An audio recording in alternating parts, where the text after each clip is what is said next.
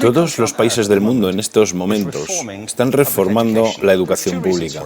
Existen dos razones para ello. La primera es económica. La gente está intentando resolver cómo podemos educar a nuestros niños para que ocupen su lugar en la economía del siglo XXI. ¿Cómo hacemos eso? Si ni siquiera podemos anticipar cómo será la economía al final de la próxima semana, como esta reciente crisis lo está demostrando.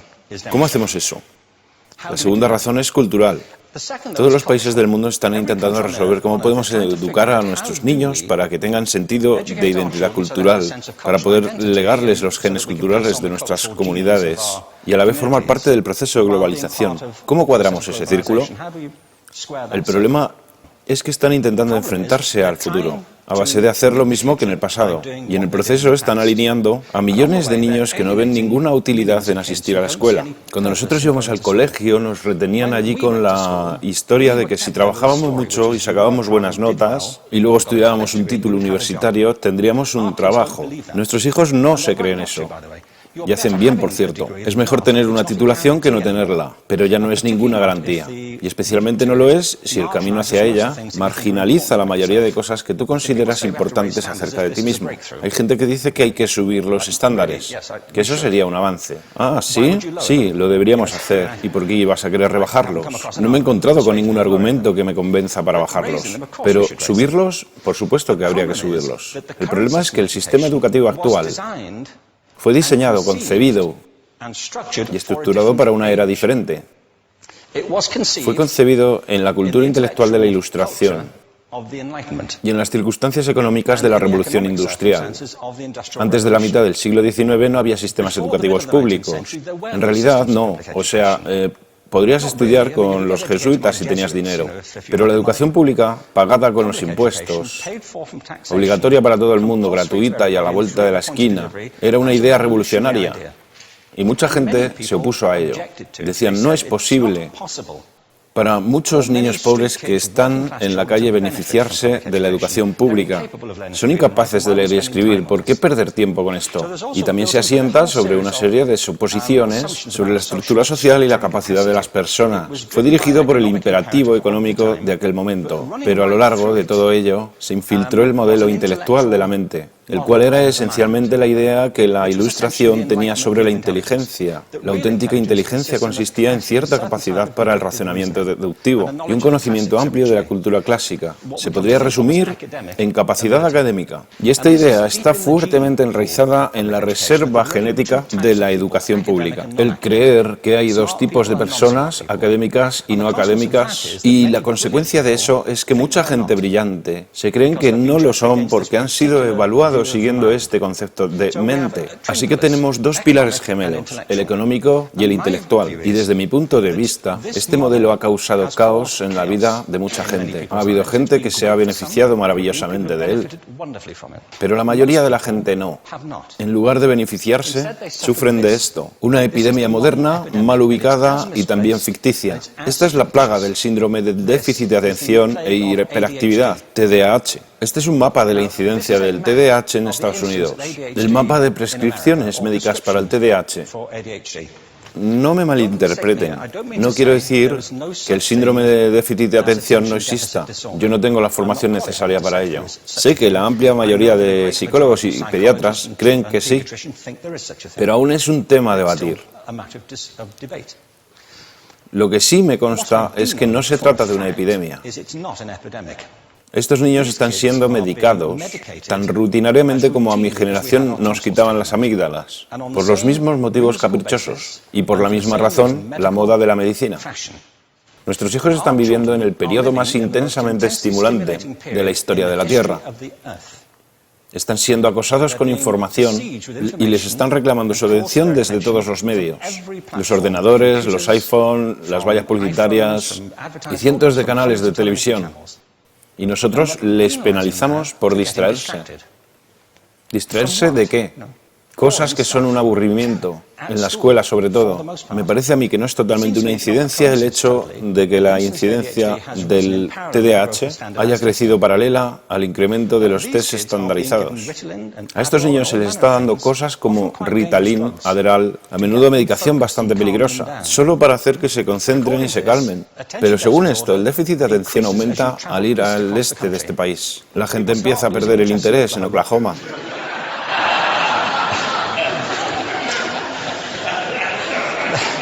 Ya casi no pueden pensar en Arkansas.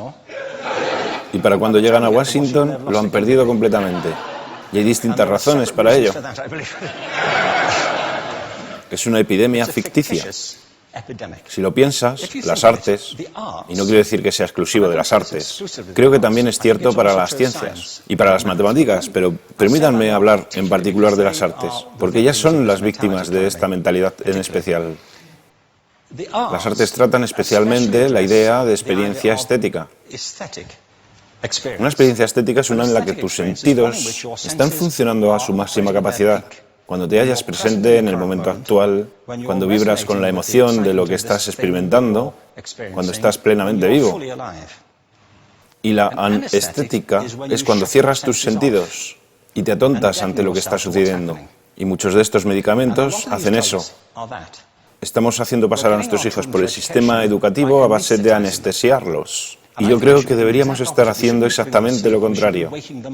No deberíamos adormilarlos, sino despertarlos para que vean lo que sucede en su interior. Pero el modelo que tenemos es este. Yo creo que tenemos un sistema educativo modelado del interés de la industria a su imagen y semejanza. Les daré un par de ejemplos. Las escuelas aún están organizadas como si fueran fábricas. Tienen timbres que suenan, instalaciones separadas, están especializadas por asignaturas. Aún educamos a los niños por lotes. Les hacemos pasar por el sistema según su grupo de edad. ¿Por qué hacemos eso? ¿Por qué suponemos que lo más importante que los niños tienen en común es su edad? Parece como si lo más importante de ellos fuese su fecha de fabricación, ¿no? Bueno, yo conozco niños que son mucho mejores que otros niños de su edad en distintas disciplinas, o en diferentes momentos del día, o que son mejores en grupos pequeños o en grupos grandes, o que simplemente trabajan mejor solos. Si te interesa el modelo de aprendizaje, no puedes empezar con esta mentalidad de cadena de montaje. Se trata esencialmente de una conformidad. Cuando ves el incremento de los exámenes estandarizados y de los currículos estandarizados, todo se basa en la estandarización. Yo creo que tenemos que ir justamente en la dirección opuesta. Esto es lo que quiero decir cuando hablo de cambiar el paradigma. Hay un estudio estupendo que se ha hecho recientemente acerca del pensamiento divergente. El pensamiento divergente no es lo mismo que la creatividad. Yo defino la creatividad como el proceso de tener ideas originales que tengan valor. Pensamiento divergente no es sinónimo de creatividad, pero es un componente esencial de la misma. Es la capacidad de ver montones de respuestas posibles a una cuestión. Montones de maneras diferentes de interpretar una cuestión. Pensar lateralmente, como lo llamó Edward de Bono. No pensar solamente de manera lineal o convergente. Ser capaz de ver múltiples respuestas y no solo una. Así que yo diseñé un test para esto y voy a inventarme un ejemplo.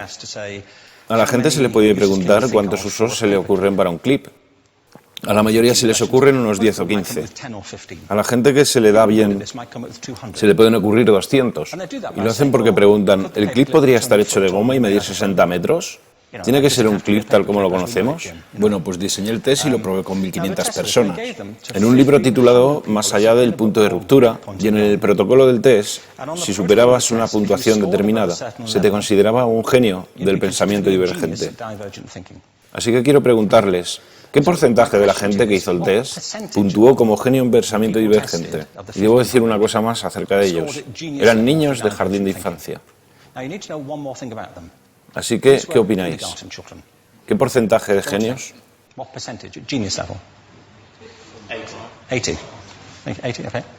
98%.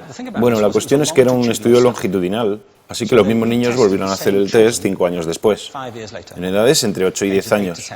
¿Qué pensáis? ¿50%? Volvieron a hacerles el test otra vez, 5 años más tarde, cuando tenían entre 13 y 15 años de edad. Y se observa una tendencia, ¿no? Bueno, esto nos indica algo interesante, porque se supone que tendría que ser al revés, ¿no? Empiezas no siendo muy bueno, pero mejoras a medida que te haces mayor. Pero esto demuestra dos cosas. Una es que todos nosotros tenemos esta capacidad. Y la otra es que esta capacidad se deteriora en general. Muchas cosas les han pasado a estos niños durante su crecimiento, pero yo estoy convencido que lo que más les ha influenciado es que a estas alturas ya han obtenido una educación académica. Se han pasado 10 años en la escuela, oyendo que solo hay una respuesta correcta. Esta es la parte de atrás del libro, pero no la mires. Y no copies, porque eso es engañar. Fuera de las escuelas, a eso se le llama colaboración. Esto no sucede porque los docentes así lo quieran. Es simplemente porque sucede así. Es porque se halla presente en la reserva genética de la educación. Tenemos que pensar de forma diferente acerca de la capacidad humana. Tenemos que superar esta vieja idea acerca de lo académico y lo no académico, lo abstracto, lo teórico, lo vocacional, y empezar a verlo como lo que es, un mito. En segundo lugar, tengo que reconocer que la mayor parte de las veces el buen aprendizaje se da en grupos y que la colaboración es lo que alimenta el crecimiento.